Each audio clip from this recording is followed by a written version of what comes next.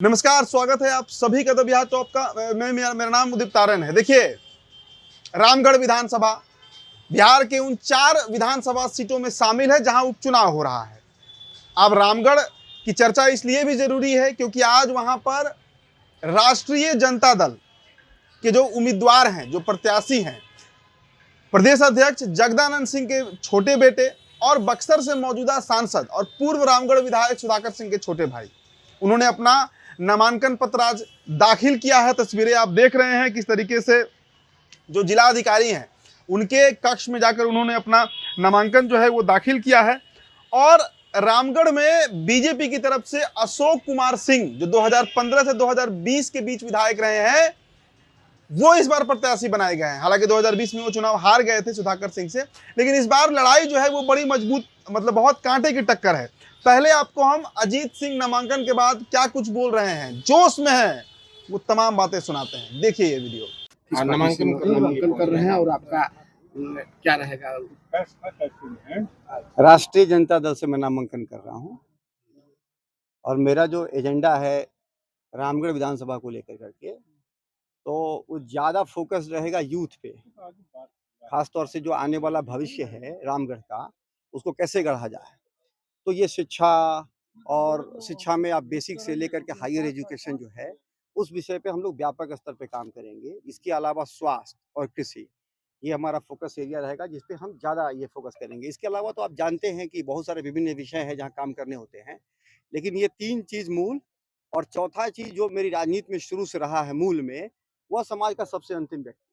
तो जो भी उसके लिए सरकार की योजनाएं हैं, तो उसकी प्रॉपर मॉनिटरिंग और डिलीवरी, जो लास्ट माइल, जो अंतिम व्यक्ति तक पहुंचे, तो उस पर बहुत फोकस करेंगे।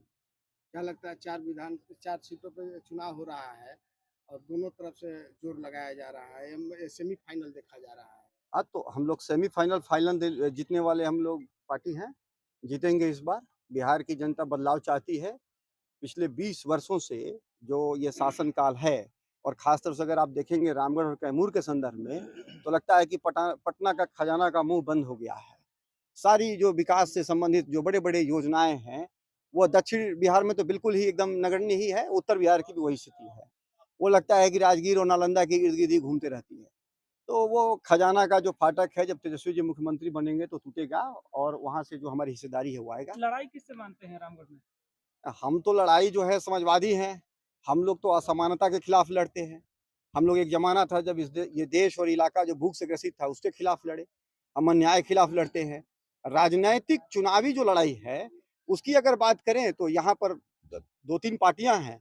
अब उसमें पिछला लोकसभा का अगर रिजल्ट देखिएगा या पहले का भी पास रिकॉर्ड देखिएगा कुछ चुनावों का, तो एक बार बीएसपी सीधे तौर पे हमारे सामने खड़ी हुई है, नहीं तो मोटे तौर पर बीजेपी के साथ हमारी लड़ाई है। किशोर भी आ गए हैं। अब आप पता नहीं वो मीडिया के लिए उनका क्या अहमियत है। आप जानते हैं उनके पास कोई एक लीडर नहीं है, वर्कर नहीं है, जमीनी भाड़े के लोगों को लेकर करके जो है घूम रहे हैं सदस्यता कराने के लिए। तो अब उस पार्टी से हम लड़ाई का बात क्या करें जिसके पास कोई अपना एक कार्यकर्ता नहीं हो। रामगढ़ की लड़ाई कई मायनों में महत्वपूर्ण है।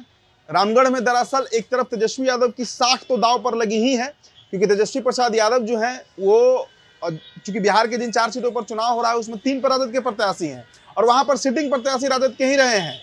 तो इसलिए हम बार बार दोहराते हैं इस बात को कि तेजस्वी प्रसाद यादव के लिए यह लड़ाई जो है वो सम्मान की लड़ाई है, नाक की लड़ाई है। और उससे भी बड़ी बात, 2025 के विधानसभा चुनाव में कांग्रेस हो, वामदल हो, माले हो, सबको कंट्रोल में रखने के लिए भी इन 3 सीटों पर, 4 सीटों पर आप समझिए कि वहां पर राष्ट्रीय जनता दल को अपना दमखम दिखाना पड़ेगा। अब देखिए अजीत सिंह पर वापस आते हैं। रामगढ़ की लड़ाई है।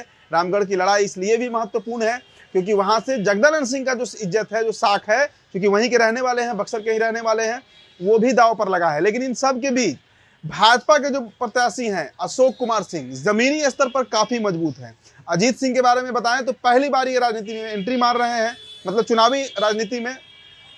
और रामगढ़ का जो इलाका है वहां पर अशोक कुमार सिंह जो बीजेपी के प्रत्याशी हैं, उनका काफी मजबूत पकड़ माना जाता है। इसके अलावा बसपा भी वहां पर इस बार किस्मत आजमा रही है। पूर्व में भी लड़ते रही है बसपा, वहां पर मजबूत पार्टी के तौर पर चुनाव लड़ती है। और सबसे बड़ी बात कि जनसुराज की जो एंट्री हुई है, जनसुराज पार्टी का, उससे काफी कुछ समीकरण वहां का बदल सकता है।